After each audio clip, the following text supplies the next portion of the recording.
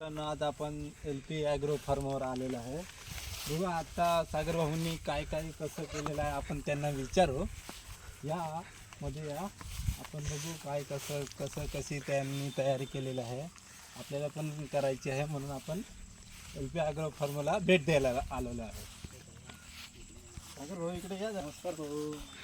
अभिनंदन आमच्या ॲग्रो फार्मवरती तुमचं. काय सागर भाऊ कसं काय आहे कधीपासून? काय नाही भाऊ, आमच्या मनात एक कल्पना आली की म्हटलं कुक्कुटपालन करू, आपला रोजगार उपलब्ध करण्यासाठी.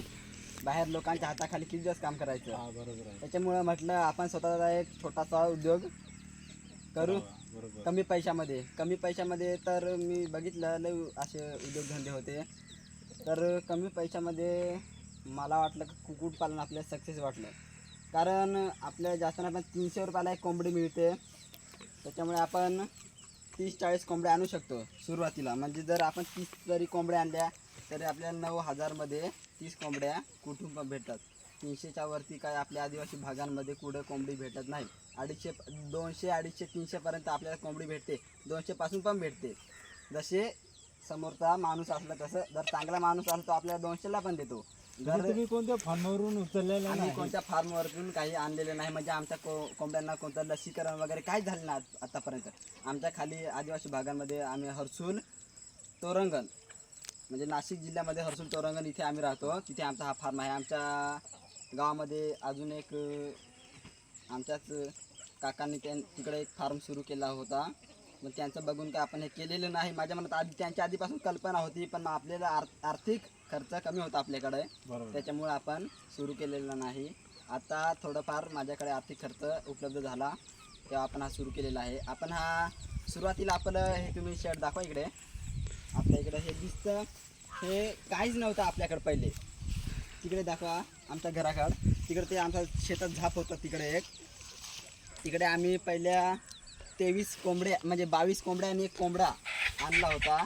तिकडे आपण आपल्या झापामध्ये त्यांना रात्री ठेवायचो आणि दिवसा तिकडे सोडून द्यायचो चरायला. आपण त्यांना बाकी खाद्य काही देत नव्हतो. बाकी आपलं एकदम पूर्ण मुक्त संचार असं होतं. आणि नंतर तिकडे एक साईडला आमचा एक शेड आहे, तिकडे आपण तिकडे सुरुवात केली. आणि नंतर पावसाळ्यामध्ये इकडे आपण सगळे इकडे शेती करतो. त्याच्यामुळे म्हटलं कोंबड्या नासधूस करतील शेतीची.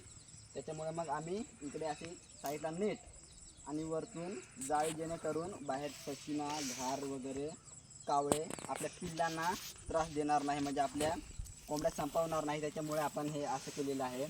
साईडला आपण नेट लावलेलं आहे, इकडे दाखवा. साईडला आपण नेट लावलेलं आहे आणि वरतून जाळी, आणि त्याला आपण तारेचा वगैरे काही जाळी लावलेली नाही, कारण आपल्याकडे थोडासा आर्थिक खर्च कमी होता. त्याच्यामुळे आपण नेटच लावलेलं आहे साईडला. आणि आम्ही इकडे रात्री मुक्काम राहतो, त्याच्यामुळे वाघाचं काही टेन्शन राहत नाही. आणि इकडे आपण लाईटीची पण सोय केलेली आहे. सगळे टू व्हीलरच्या इकडे आमच्या इकडं लाईटीची सोय नाही, त्याच्यामुळे आपण टू व्हीलरची बॅटरी आणून सौर ऊर्जेच्या काचावर ते चार्ज करतो आणि रात्री मग 2 लाईट लावून देतो मध्ये, जेणेकरून लाईटीच्या उजेडाने वाघमध्ये येणार नाही. त्याच्यासाठी आपण इकडे लाईट लावलेली आहे. आणि चला मध्ये तुम्हाला आमचा आता फार्म दाखवतो मी कसं आहे. एकदम जुगाड पद्धतीने आपण केलेलं आहे सगळं, कमी खर्चामध्ये. ते बघा, चला या पुढं गेलं रे. यामध्ये आपण मध्ये आल्यावरती सगळ्या कोंबड्या एका जागी जमा होतात. बघा आमच्या अशा प्रकारे ह्या कोंबड्या आहेत. पहिले आपण दरवाजा लावून घेऊ, नाहीतर कोंबड्या लगेच फरार होतील बाहेर. तर आपल्या ह्या कोंबड्या आहेत. इकडं तुम्ही बघू शकता, हे साईडला नेट.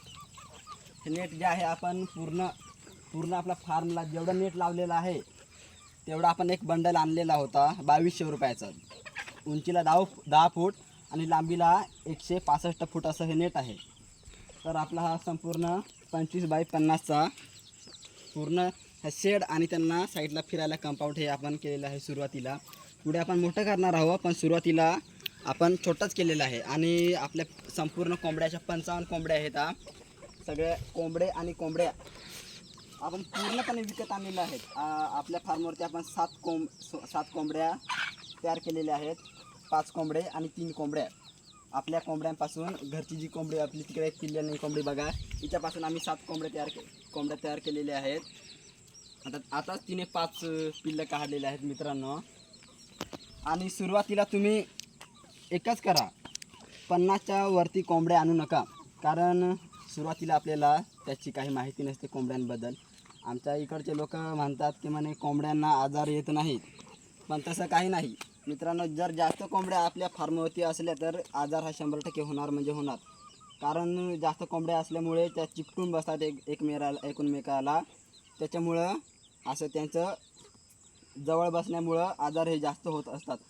आपल्या जर 10-15 कोंबड्या असल्या तर त्यांना काही आजार वगैरे होत नाहीत, कारण आता ते पूर्ण अशा साईडला बंदिस्त नसतं, ते पूर्णपणे मुक्त असतात. ते कुठं पण जाऊ शकतात दिवसा आणि रात्री लांब लांब असे बसत असतात.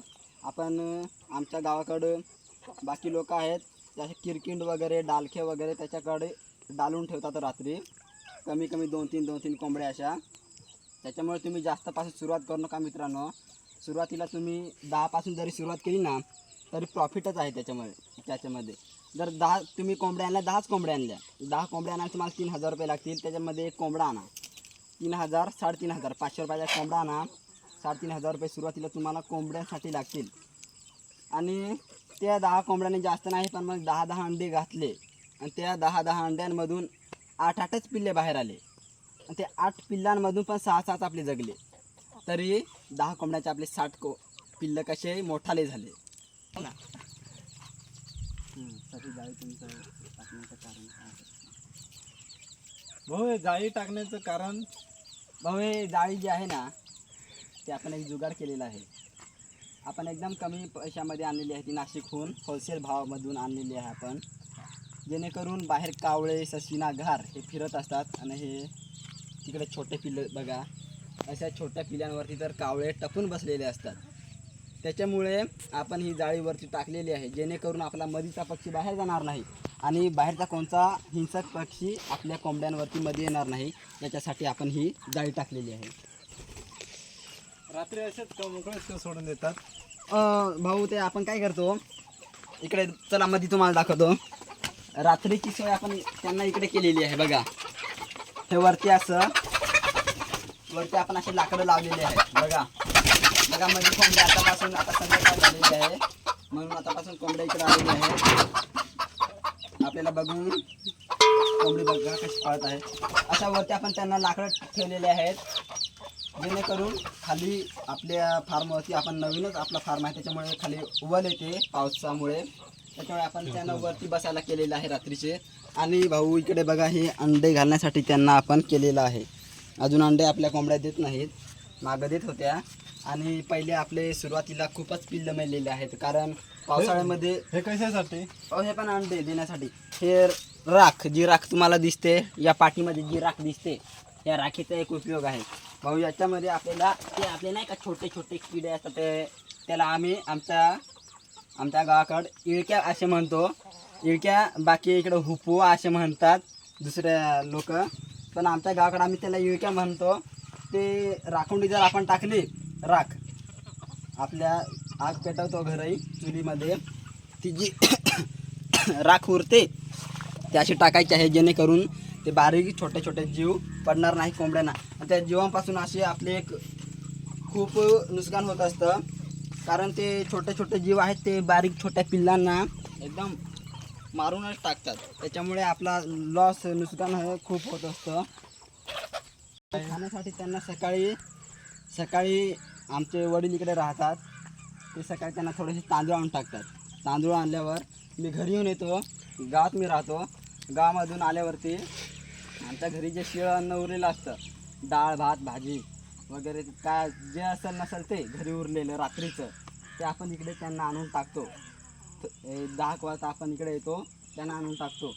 आणि परत दुपारी आपण त्यांना साईडचं आपले पूर्ण, आता पावसाळ्यामुळे साईडला पूर्ण गवत उगलेलं आहे, त्यांना गवत दुपारी टाकतो.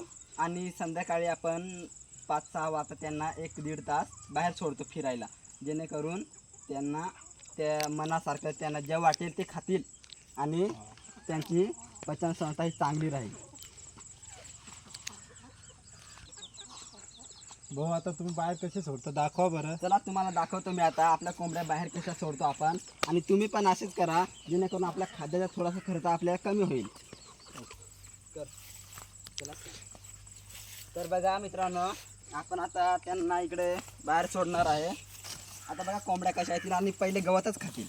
पहिले गवत खातील, दुसरं काहीच खाणार नाहीत. जागेवरती आता सुरुवातीला पहिले गवत खायला सुरुवात करतील. बघा इकडे तिकडे जास्त लांब कुठे कोंबड्या जात नाही. आपल्या इकडे जवळजवळच परिसरात हिंडतात कोंबड्या, जास्त लांब आपल्या कोंबड्या जात नाही. आणि इकडे मुंगसाचा त्रास लय असतो, त्याच्यामुळे आपण त्यांना बंदिस्तच ठेवतो. बघा मित्रांनो कशा गवत खातात. सगळ्यात आवडतीचं खाणं कोंबड्यांचं म्हणजे गवत. अतिशय आवडीने गवत खातात. अशा प्रकारे तुम्ही त्यांना 1-1.5 तास सोडा मित्रांनो तुमच्या पण फार्मवरती. आणि नवीन फार्म सुरू करायला तुम्ही जास्त कोंबड्या आणू नका, जेणेकरून तुम्हाला त्याचं जास्त काही नुकसान होणार नाही.